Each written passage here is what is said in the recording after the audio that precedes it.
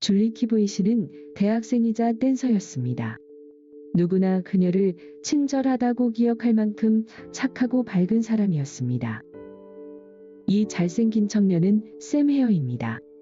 샘은 활발하고 적극적인 청년이었지만 아프가니스탄 복무 경험으로 인해 다른 군인들처럼 외상 후 스트레스 증후군인 PTSD를 갖고 있었습니다.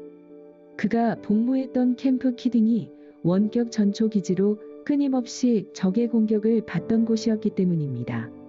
줄리와 샘은 대학의 인류학 수업에서 만났고 줄리가 샘의 공부를 도와주며 더욱 친해집니다. 샘은 부모님에게 줄리를 여동생처럼 예뻐했다고 말하기도 했습니다. 어느 토요일, 주말을 부모님 댁에서 보내기로 했던 샘은 아무 연락이 없습니다. 걱정이 됐던 샘의 아버지 스티브는 아들에게 하루 종일 전화를 했지만 휴대폰이 꺼진 상태였습니다. 평소 절대 휴대폰을 꺼놓은 적 없는 샘이었기에 스티브는 더 걱정이 되었고 아들의 집에 들러보기로 합니다. 스티브가 샘의 집에 도착했을 때 모든 것이 깨끗하고 깔끔해 보였습니다. 스티브는 샘의 이름을 부르며 주위를 둘러보았지만 샘도 보이지 않고 아무 대답도 없습니다. 그러다 그는 샘의 침실에서 한 여성을 발견합니다. 머리에 총을 맞아 피를 흘리며 차갑게 죽어 있고 옷은 찢어져 있었습니다. 줄리였습니다. 스티브는 곧바로 911에 신고를 합니다. There's a body in my son's apartment. There's a what? A body, a dead body. A dead body? Is it someone that you know, sir?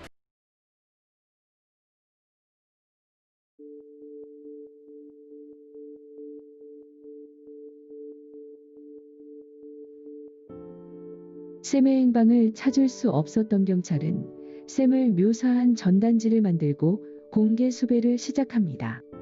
경찰들은 그가 PTSD 증세로 인해 사건을 저질렀다고 의심했고 샘과 함께 그의 차와 여권도 사라졌기 때문에 샘을 유력한 용의자라고 믿고 있었습니다.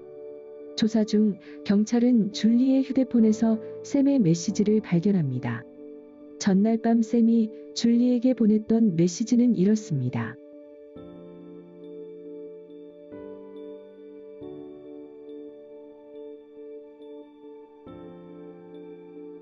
그리고 나서 2시간 후 샘은 또 다른 메시지를 보냅니다.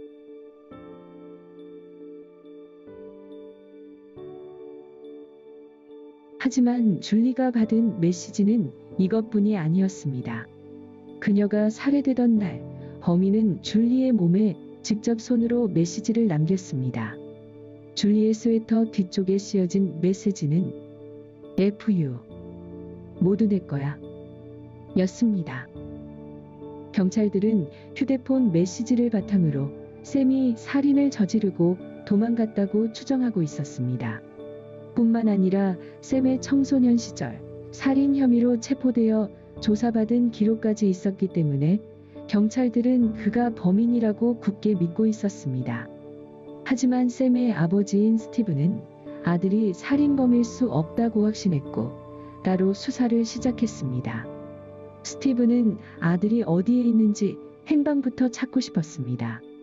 샘은 사라지기 전까지 아버지인 스티브와 공동명의 계좌에 샘의 전투 보상금 62,000달러를 저축하고 있었습니다. 이 계좌를 떠올린 스티브는 계좌를 조사해 보았고 곧 피자 배달, 현금 인출 등등 사용 내력이 있음을 발견합니다. 스티브는 카드 사용을 따라가 보면 샘이나 혹은 진짜 범인을 찾을 수 있을 거라고 생각하고 이 정보를 경찰과 공유했습니다.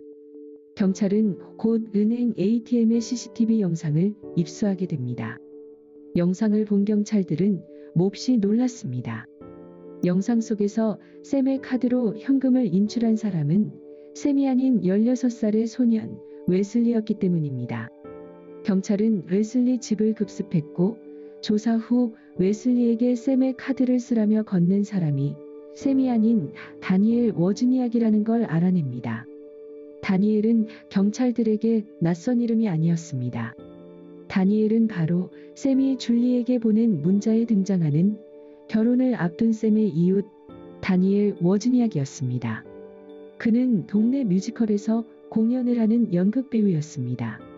다니엘은 웨슬리에게 샘의 카드와 비밀번호를 알려주며 자신은 보석금 대행사에서 일하는데 샘이 빌린 돈을 갚지 않았기 때문에 수금차 그의 카드를 쓰는 것이라고 말했던 것입니다. 경찰은 곧바로 그를 샘의 실종 및 줄리의 사건에 관련 있는 사람으로 지목하고 그를 체포합니다. 조사 초반, 다니엘은 샘의 행방을 모른다며 발뺌을 하다 이내 샘이 줄리를 살해했다고 진술하기 시작합니다. Opened the door and was saying, "Hi." I'm like, "Hey man, what's going on? Everything good?" He's like, "Not good. I did something bad." "What did you do?" He's like, "There's a dead body in my apartment. I shot somebody. It was a fit of rage." 다니엘은 샘이 줄리를 죽인 것을 알고 샘이 도주하는 것을 도왔다고 진술했지만 경찰은 그의 말을 믿지 않았습니다. 경찰은 다니엘을 명단에서 제외시키려 한다는 이유를 대고 다니엘의 DNA를 채취합니다. That's it. Oh, Very okay. painless. Very painless. Basically, where it is, it's just an elimination process, 그러자 다니엘은 재빨리 왜 자신의 DNA가 줄리의 살해 현장에서 발견되는지 변명을 생각하기 시작합니다. Now, I was in Sam's apartment Friday afternoon, Okay. and I know I did use the bathroom. You did use the bathroom? I used the bathroom, and I went. I'm not sure if I went out on the patio or not. Most of the time I do, but that day I don't know if I did or not. Okay. 경찰의 신문은 점점 강도가 세지고 결국 그는 침착을 잃고 결정적인 실수를 합니다. Yes, I saw the body. Is that what you want to hear? No, we want to hear the truth. That is the truth. Okay. How'd your DNA get on her? Because I was right over the body. DNA doesn't just fall off. I don't know. Okay. I didn't touch her. I didn't do anything. What did you see? Saw 2 gunshots in her head. 그의 마지막 말에 경찰들의 신경이 집중됩니다. 왜냐하면 경찰들이 현장에 도착해서 시신을 살폈을 때 눈으로 확인할 수 있었던 총상은 한 개였기 때문입니다. 다니엘이 2개의 총상에 대해 언급했을 때 경찰들은 다니엘이 현장에 있었음을 확신합니다. 그날 밤 신문 후 다니엘은 약혼녀 레이첼에게 전화를 합니다. 마침내 경찰은 자백에 가까운 증거를 얻게 됩니다. My mom's working on canceling all the wedding plans now, and I just talked to Tim, and I need to make a phone call to the detective now. Why? Tim says he has evidence with them, or he knew where it was or something. Then I'm doomed.